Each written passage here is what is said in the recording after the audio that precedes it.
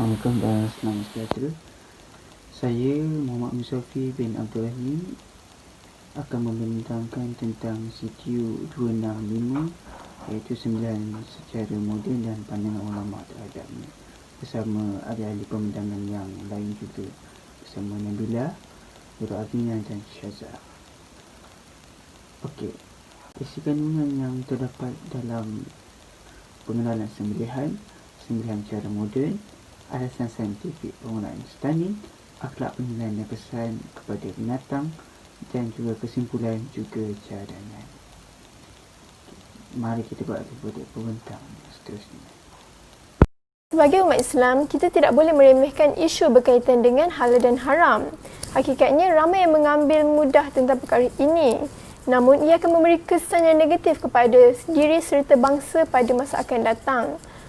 Ia adalah satu kewajipan bagi setiap umat Islam, tidak kisah di mana pun mereka berada, tentang hukum mahakam penyembelihan haiwan dengan cara yang betul. Definisi sembelihan, terdapat dua maksud sembelihan iaitu dari segi bahasa dan juga syarak.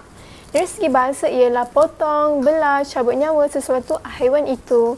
Manakala dari segi syarak pula, sembelihan haiwan yang mampu dikuasai dan harus dimakan dengan memutuskan urat halkum dan urat marikh dan kedua-dua urat darah karotik dan jugula dengan menggunakan alatan tajam dengan niat kerana Allah Ta'ala. Hukum sembelihan adalah wajib dengan niat untuk dimakan dagingnya. Binatang yang mati tidak mengikut syarak adalah dinamakan bangkai. Bermaksud haiwan yang disembelih mestilah putus urat halkum dan urat marikh. Bangkai binatang adalah haram bagi umat Islam memakannya. Ini kerana ianya akan menjejaskan kesihatan manusia. Seterusnya adalah syarat-syarat sembelihan. Syarat-syarat sembelihan terbagi kepada tiga, iaitu penyembelih, binatang yang disembelih dan alatan sembelihan. Syarat sembelihan untuk penyembelih adalah hendaklah beragama Islam dan tidak berada dalam ihram atau haji umrah. Seterusnya, sembelihan tidak sah jika penyembelih gila, mabuk atau kanak-kanak kerana tiada niat untuk sembelih. Hendaklah menyebut nama Allah, lafaz bismillah, Allahu Akbar serta berselawat ke atas Nabi Muhammad SAW adalah perkara sunnah. Ini merupakan salah satu adab penyembelihan haiwan. Binatang yang disembelih hendaklah haiwan yang halal dimakan seperti ayam, lembu, kambing dan sebagainya. Haiwan tersebut harus mati dengan sekali sembelihan dan putus urat halkum dan urat marikh. Haiwan tersebut masih bernyawa sebelum proses sembelihan dilakukan.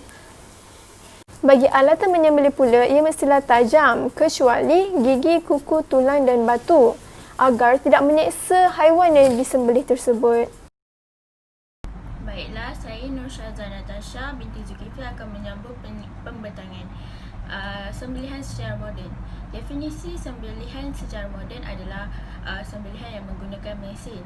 Majlis Fatwa Malaysia telah menghalalkan kaedah moden dengan teknik yang dibolehkan seperti stunning.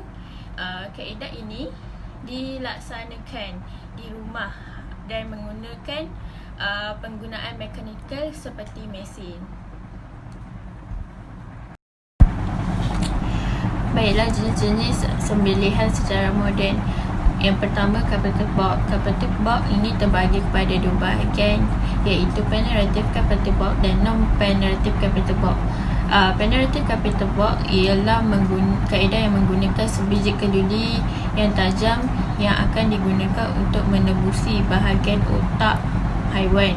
Kaedah ini haruslah disembelih dengan cepat kerana dirisaukan akan menyebabkan kerosakan kepada bahagian otak haiwan. Baiklah, seterusnya non-penetrative capital box. Kaedah ini merupakan kaedah stunning yang menggunakan besi berbentuk cembung atau berbentuk seperti cendawan. Kaedah ini digunakan untuk mengetuk tengkorak haiwan bagi tujuan untuk memesankan haiwan sebelum proses sembelihan. Baiklah, seterusnya kaedah electric stunning. Kaedah electric stunning ini ialah kaedah yang menggunakan kejutan electric shock pada haiwan yang lebih besar seperti lembu, kambing dan unta. ia akan dipasang pada bahagian kepala haiwan dan tidak boleh dipasang pada tempat-tempat yang sensitif seperti telinga, dubur dan sebagainya, kerana ia merisaukan boleh melebihi kejutan yang daripada sepatutnya. Syarat menggunakan kaedah ini ialah 0.75 pada kambing dan 2.0 pada lembu. Ia harus mengikut arus yang ditetapkan dan tidak boleh dilebihkan. Seterusnya, kaedah waterbuck stunning. Kaedah ini sesuai digunakan untuk haiwan yang lebih kecil seperti ayam dan itik. Kaedah ini akan memasukkan haiwan ke dalam air yang berisi arus elektrik yang tidak melebihi 30 voltan. Alatan ini digunakan untuk mengurangkan haiwan daripada rasa gelupur, dan alatan ini tidak akan mematikan haiwan yang tidak disembelih lebih daripada 2 minit. Baiklah, kaedah yang terakhir merupakan pelalaian mekanikal. Kaedah ini adalah digunakan dengan cara mencucukkan jarum dan ubat pelalai untuk memesankan haiwan sebelum disembelih. Jika ubat ini membawa kepada kematian, maka hukumnya menjadi haram untuk dimakan. Terima kasih dari pembentang Syaza. Saya Muhammad Sofi bin Abdul Rahim akan membentangkan tentang syarat-syarat orang yang menggerakkan mesin untuk menyembelih. Okey. Syarat-syarat yang pertama, mereka haruslah Islam atau ahli kitab, yang di mana agama Islam tu untuk supaya makanan yang disembelih tu makanan halal dapat dimakan. Seterusnya, lelaki atau perempuan, tak kisah mana-mana, tak kisah umur berapa, asalkan mereka ada pengetahuan dalam menyembelih. Seterusnya, kita seharuslah ada niat untuk menyembelih, kerana niat untuk menyembelih dapat sunat, dapat mendekatkan diri kepada Allah. Okey, seterusnya, membaca bismillah setiap kali sembelihan. Ini adalah perkara paling penting sekali untuk menyembelih binatang. Sekiranya binatang itu banyak, cukup membaca sekali sahaja. Okey, seterusnya menggunakan alatan yang tajam. Okey, alatan yang tajam ini adalah penting sebab jika menggunakan alatan yang tumpul, maka itu dah terjerumus kepada perkara-perkara menyiksa binatang. Jika tidak menggunakan alatan tajam, dikhawatiri perkara-perkara ini akan terjerumus dalam perkara-perkara yang menyiksa binatang. Okey, sekarang kita akan beralih kepada tajuk yang seterusnya, iaitu alasan saintifik penggunaan kaedah stunning. Okey, dalam banyak-banyak sembelihan pasti akan ada pendapat-pendapat orang lain tentang kaedah ini. Ada yang bercanggah, ada yang menolak, ada yang menerima. Okey, contoh yang pertama saya boleh katakan ialah ahli muzakarah jawatan kuasa, iaitu Fatwa Majlis Kebahasaan Malaysia, telah menyatakan bahawa hukum menyembelih haiwan secara stunning yang menepati hukum 9 syak nyari yang ini adalah diharuskan oleh syarak, kerana ada sebab-sebab yang lain. Okey, saya akan ceritakan. Yang kedua ialah kaedah stunning ini yang jenis penetratif tiba yang di mana yang dibentangkan oleh Syaza sebentar tadi adalah dalam nama Inggerisnya ialah mushroom head gun, adalah haram dan tidak dibenarkan kerana ia boleh menyebabkan kematian haiwan. Jika menyebabkan kematian haiwan ini adalah perkara yang boleh menjerumus umat Islam dalam perkara menyiksa binatang, di mana boleh mendapat dosa besar, hidup tak diredai Allah. Okey, seterusnya kaedah stani ini boleh menyebabkan kebanyakan haiwan mati sebelum disembelih. Okey, ini adalah sangat membazir bagi haiwan sebab dia akan jadi bangkai. Bila jadi bangkai, makanan tu haram dimakan tau. Terusnya digunakan oleh umat Islam untuk masa seperti jimat masa. Dalam proses persembelihan dia makin cepat. Tak seperti dulu yang kita tahu dulu menggunakan kaedah tradisional yang di mana ramai-ramai akan menahan, contohlah sebuah lembu, ramai-ramai tahan lembu tu dan baru sembelih. So sekarang kita tak pakai benda tu sebab kita sekarang makin lama makin maju dan makin banyak mesin yang akan wujud akan masa depan lagi.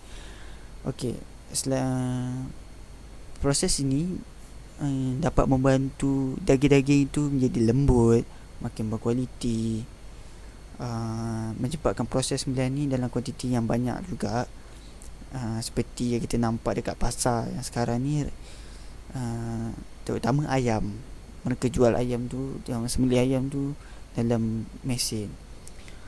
Okey, seterusnya secara saintifiknya adalah digunakan bagi menyebabkan proses penyembelihan, dan kaedah ini dapat mengurangkan kos pekerja dan bagi syarikat penyembelihan.